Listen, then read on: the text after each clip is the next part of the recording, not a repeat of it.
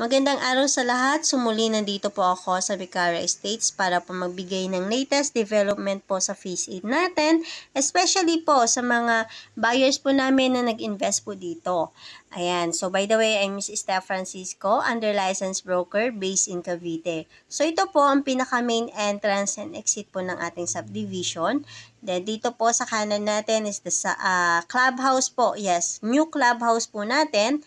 Then sa kahilera po nito, ayan po matatanaw po natin yung mismong Phase 8. So ano nga ba yung tinatayong bloke po dito? Ayan. So from highway po, ito po yung block 1. Ayan, so ongoing na po yung construction ng mga units po natin. So itong kahabaan na po ito po ay block 1 po. So especially mentioned sir, Sir Ditan. Hello po. So ito sir, ito na yung latest development po as of June 11, 2024 po. Yes, ito po ay latest at ngayong umaga lamang po namin po itong na-visit po. As request po ng ating buyer na si Sir Ditan. Ayan, so ito po, kakanan po kami para po makita natin yung highlights sa likod kung meron na po bang land development po. I mean, construction ng mga units po natin. Ayan, so dito po sa gilid na rin nito, block 1 pa rin po ito. Ayan, so ganyan po kalawak yung lote sa harap po ng ating block since nasa highway po. So, ayan. So, sa likod po nito, ayan po, actually, merong portion po na land development pa lamang po. Pero may portion po na ongoing construction na po yung mga units natin. So, mostly po kasi yung nasa block 1 po, ano po siya, yung iba po doon is 100% finish na po, tapos na pong gawin. Tapos, meron po doon na percentage na construction status na nasa 50% pataas po. So, kung di po ako nagkakamali, based po sa map po natin ng Phase 8 is, ayan po ang Block 5 sa likod po ng Phase 1 which is ongoing na rin po yung constructions ng mga units po natin.